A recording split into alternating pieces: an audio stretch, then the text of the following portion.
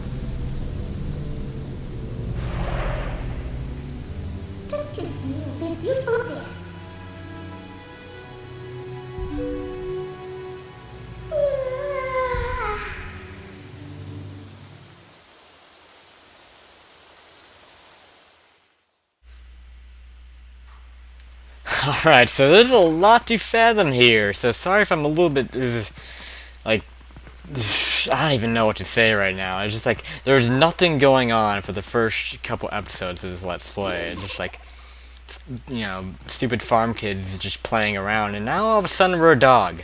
So, yeah, like, they just hit us with the frying pan right there, so to speak, as far as the plot goes. So now we have to get to the other side to Midna over there. And we have to figure out how Wolf controls, you know, pretty smoothly, actually. I think he moves a lot quicker than Link. You can actually hit the A button to do kind of a Epona-like a dash attack. So every now and then you can do kind of a little dash with the A button. And you can shake the remote to kind of like lunge forward. If you do like a jump attack type of thing, you can just kind of lunge forward and bite and do a little bit more of a more powerful lunge. And another thing you can do is dig. And you can dig underground and underneath certain obstacles, and we'll be able to explore that mechanic a little bit more in a bit.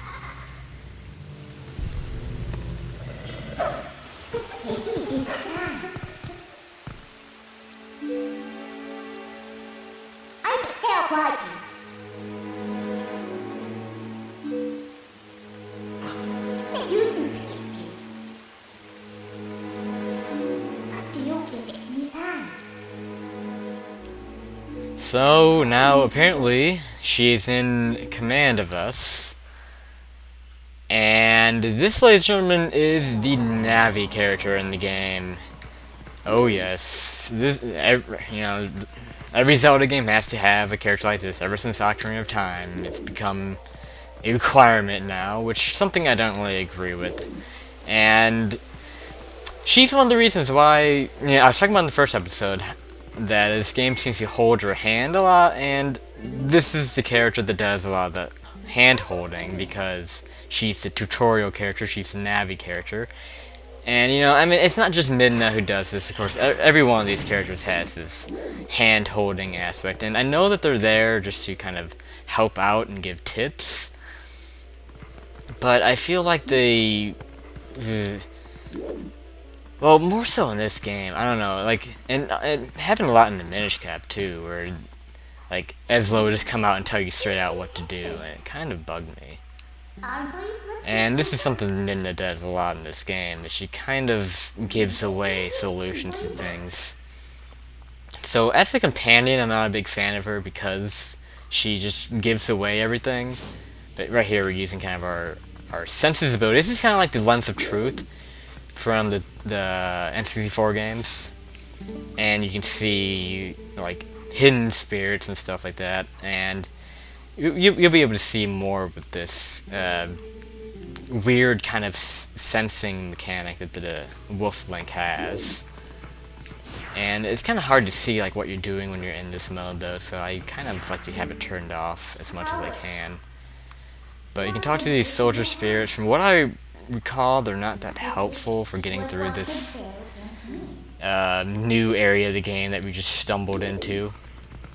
And this can actually kind of be confusing too, so we have to, of course, find a way out of here, and she doesn't stop interrupting. That's another thing. I mean, again, they all have that problem. Navi has the problem, Ezlo has that problem, so it's not just Midna, but it just gets so annoying after a while. Okay, let's pull this switch. What does that do? Does that lower the water? I need to start paying attention. I think that lowered the water. I'm going to kind of pay attention to what's going on here, because now we're actually starting to get more into the puzzle solving and exploring aspect of the game. And this is one of the more confusing parts. We have spikes over here we can't go over. We need to raise the water level in order to swim over that. So let's find a switch to pull on. There we go. That should raise the water. A very familiar concept in Zelda games, lowering and raising water. So let's just swim across here. There's a lot of different directions you can go in this area, so it's easy to get lost. And I remember my first playthrough, I spent a long time here. But I'm trying to make sure I know my way around here. It's mostly just a matter of lowering and raising the water level. Let's see what this does. And sometimes opening doors. Does this lower it? Or does it... oh, opens that door. Yeah, sometimes the switches open doors too. And the sense is, like, okay, you see the sparkling on the floor? That means we can dig there, and it would even give you, like, a little command thing to tell you can dig there. And some places where you just dig up refills, like hearts and rupees and stuff. So that's something to keep an eye out for when you're Wolf Link, in case you're in need of health. But hitting that switch didn't really help us. We can talk to him. But these guys don't really help us. Like, Midna makes it seem like they will be helpful, but they don't tell you that much. What's this? Okay, that opens that. So we don't really have to talk to them. Just let them be their miserable spirit selves. Alright, so let's see where we can actually get to after lowering that. You gotta really keep your eye out for the enemies here, because they are dark. I mean, they're all like black little spirits or whatever they are. Like the enemies in this area are just really weird. Just difficult to tell like where they are. I'm trying to find out where to go. It's difficult to tell where to go too. Underneath here? No. I've been just pulling for something. I don't want to pull that because I just opened that. See, I'm already kind of lost. Stop doing that. Oh man, I don't want to pull that switch anymore. Here's the enemies. These enemies are pretty easy to kill too with the Wolf Link. Most enemies that you fight again with Wolf Link, they're not that threatening. Like, even more so not threatening than the ones you fight as normal Link. Do we have to do this? I feel like we just did that. Oh, yeah, okay, that opens that. And let's see what's in here. Just check everything, yeah, and then you'll find paths like these. See what's in this box. I'm guessing it's refills. You can also do kind of a spin attack. Like you pretty much have like similar moves as normal Link. You have your spin attack by shaking the nunchuck, of course. Watching the map would be helpful. I should probably be doing that. I think I'm heading for that circular area to the west. Oh yeah, she'll leave you. Yeah. Yeah. When in doubt, always look at your map. I mean, it's right there on the screen for you. So. Okay, now we have to find a way out of here. Now we're on our own. And that's part of why the beginning of the game is so difficult to figure out, is because you're on your own.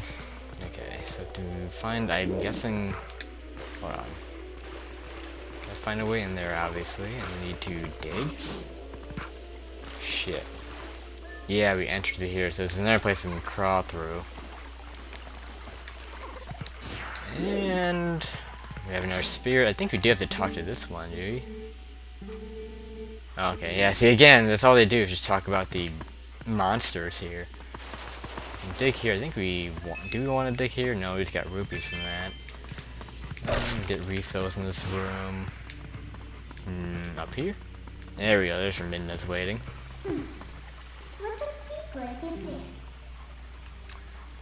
Alright, so let's continue on. We should be about done with this area. Yeah, they're all soldiers from whenever. Probably died a long time ago. And we have this area we have to climb up. And we're going to be introduced to a new mechanic pretty soon that that accompanies Midna and Wolf Link. And whenever you get to a ledge you can't jump across. Actually, I think we're going to have to try to jump across. We'll fail, and then she'll be like, "What are you doing?" And then I have to go back up there. And this is kind of I don't understand how this mechanic works that we're about to get introduced to. But whenever you get to a ledge you can't jump across, you have to talk to Midna, who of course is assigned to the top of your D-pad. Then somehow you're able to jump over, like she'll go over to where you want to get to, and you just Z-target her, and you'll somehow be able to jump over to her. I don't know how that works, but whatever. I hate to use this term, but it's Nintendo logic. And we have tight ropes. Oh, there's no reason to go across those, but eventually we will be going across tight ropes as Wolf Link to get up here. Just keep an eye out for the enemies. Of course, with this being a 3D Zelda game, the enemies are accompanied by music that lets you know they're nearby. Fortunately for me, my sound is really low. I typically record with low sound because I want my mic to pick it up. So I can't really hear enemies coming towards me. I can't hear the warning sound. So that might pose a bit of a problem. I remember this room confusing me for whatever reason. I don't remember why. I guess we'll find out. I probably spent like an hour in here tonight. What do you do here? There's a door we need to enter. Does Midna like go up somewhere? Or do we have to crawl? I think we have to dig, don't we? Like, when in doubt, just use your senses and try to find something to do. I mean, that's what I always did in the N64 games, the Lens of Truth. Whenever you don't know what to do, just use the Lens of Truth. That way, you might actually find something. And that's what I tend to do as Wolf Link. Whenever I'm lost, I just use the senses. Okay, yeah, Midna wants to do something here. I mean, I can kind of warrant the hand-holding at the beginning of the game, like this part. But later, like as you go the route, it gets to be a little too much. You'll see more so what I'm talking about later.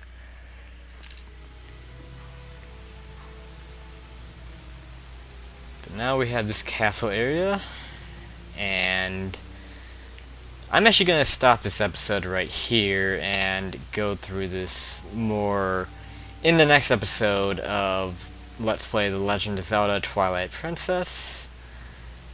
My name is Mike, and I thank you guys for watching. Peace out.